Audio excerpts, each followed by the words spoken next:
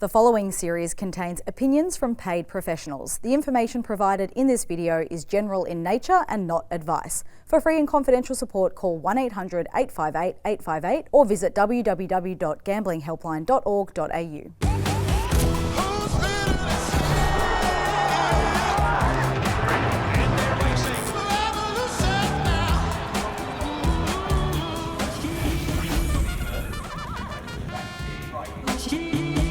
Well, can you believe we are only 7 weeks away from the start of the Melbourne Cup Carnival, which means over the coming months, every week there is going to be a few extra pieces of the Melbourne Cup puzzle that come into the picture. And Gator, it is our job on Cup Countdown to bring that to everyone's attention. It's such an exciting time of year, isn't it? Yeah, it is. Just 7 weeks, Dr. Grace. Great to be working with you. And there's so many angles to the race already this year, with obviously last year's hero trying to do it first up and who's going to arrive on our shores. So fascinating to see how it unfolds. Well, there is going to be so much in this changing landscape, but what we can do is start by talking about the winner of the race last year, who was emphatic in without a fight. He was so dominant through the Caulfield Cup into the Melbourne Cup, but it's certainly a different scenario for him from the Freedman team this year on account of the fact that he's done that tendon injury. And we now know from the stable, and speaking to Sam Freedman today, just to get the latest, it's probably erring on the side of we won't be able to see him in the Melbourne Cup. It's likely he'll have a run, but to have the miles in his legs off the back of the rehabilitation and the timing of the tendon injury and all that goes with it, it's going to be a miraculous feat if he can make it to the Melbourne Cup. Yeah, agree. It's a big challenge, but it sounds like they're up for it. Yep. And he does have one thing in his favour. He's an exceptional athlete, so it's not as if he's has ineptitude in his athletic endeavours. He's a brilliant horse. We know that. So it'd be fascinating to see how he goes. It'd be fantastic to see him in the race because that would certainly stir up a lot of conversation. We know he's got the skill. He's the top weight with the weights announced on Tuesday as well. But with Anthony and Sam Freedman, they know how to condition a Melbourne Cup winner, and they've certainly got another one in their stable that is certainly on the path. And that is Point King, the winner of the Archer that we saw here at Flemington last Saturday. I mean, this horse has now got the golden ticket with 50.5 kilos on his back. Yeah, look, it seems like he'll need a lightweight, but what I loved on Saturday was his will to win. He was really in for the fight, wasn't he? Okay, he only beat Hit the Road Jack, but Berkshire Breeze and Mostly Cloud, he can tie into the Ramsden form, so it seems almost second level, but as you say, he gets in light. He does get in light, and they have got the method perfectly set out. There's a chance that we will see Point King race again in the Caulfield Cup, which is 5 weeks away because he was 5 weeks into this win. So they've got the timing worked out, so you take a lot of trust in that. He's certainly a fascinating runner in the race. Yeah, he is that. Well, to bring us up to speed with everything that is changing in terms of the market, let's check in with senior tab trader Tim Ryan. G'day Grace and Gator, it's great to be joining you for a tab Melbourne Cup betting market update. We saw plenty of changes over the weekend, including a new equal favourite for the Melbourne Cup in Warmonger. He was $21 before Saturday, and he's now an $11 equal favourite after his slashing first up run in the Makybe Diva. He's joined as equal favourite by Vauban, who remains an $11 chance. He was also very good over the weekend with a really nice run in Ireland.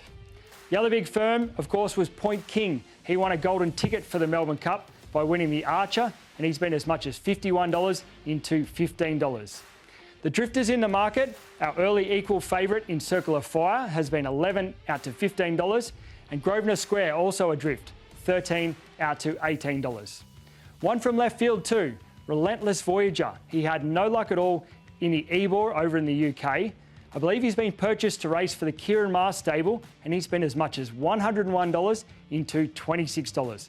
So, plenty happening. Can you make sense of it all? Well, no, Tim, not really, but I was sort of hoping that was a rhetorical question. But look, the landscape is changing quickly, as we know, but it is interesting the move for Warmonger. He was a run that was impossible to miss. His first up effort, wasn't it? Oh, it was an amazing first up run in the Makybe Diva Stakes here at Flemington on Saturday. First up at a mile.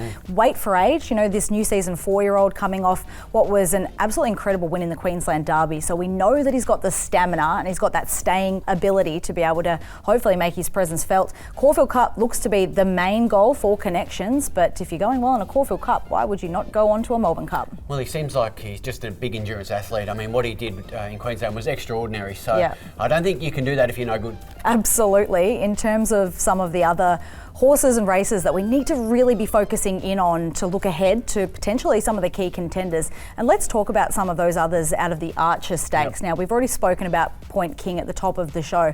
Look, is there anything else out of the beaten brigade there, Gator, that we can be, taking confidence that they can, go on to the first Tuesday of November? Look, I think there's a couple of them there that can be competitive in the race. I wouldn't declare any of them, good things by any stretch. It seems sort of second level a bit to me, and it was a very wet track, wasn't it, with the rain on the day. So I'm just, the jury's out a little bit on those beaten for mine.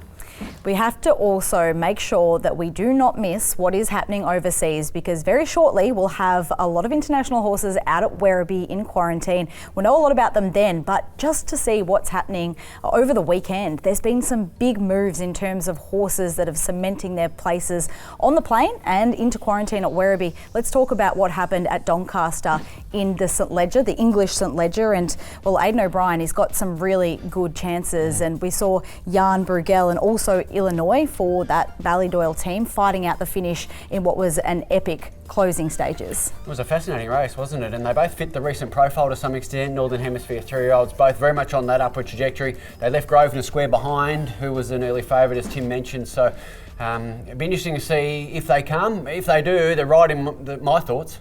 Absolutely. What about Vauban, the big boy that we've seen before? I mean, off the back of his Lonsdale Cup win at the end of August, already connections, and Willie Mullins, master trainer, said, we're back. We're coming back to Melbourne. That gives you confidence, and then he was beaten by arguably the best stayer in England over in Leopardstown on Sunday night. He was gallant, and he chased hard.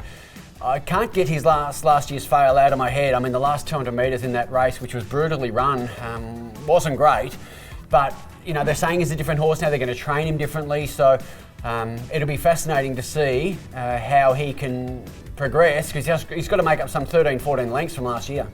Well, we've taken a look at the week that was. Now, looking ahead to this weekend, what can we be looking at to help us with the puzzle of the Melbourne Cup? And Gator, there's a heap of races both at Caulfield and at Randwick. Yeah, there are some fascinating runners. Horses like Athabaskan have run well in the Sydney Cup. They probably would have liked to have seen Circle of Fire do more first up, but that was inconclusive, I think. So, as you say, some fascinating runners, and we'll get a clearer picture in the next few days. Well, we've got the Underwood Stakes at Group 1 level over 1,800 metres at Caulfield. Also the Naturalism, which is a win and you're into the Caulfield Cup, has been a pretty good pathway, stepping stone into a Melbourne Cup as well. And that Kingston Town that you mentioned.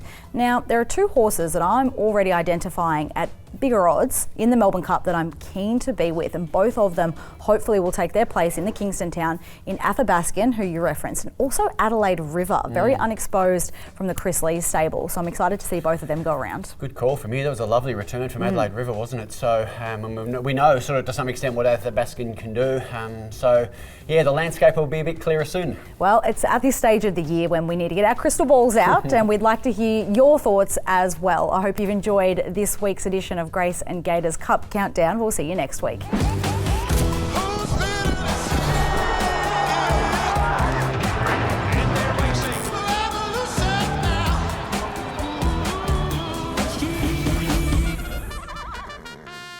You win some, you lose more. For free and confidential support, call the number on the screen or visit the website.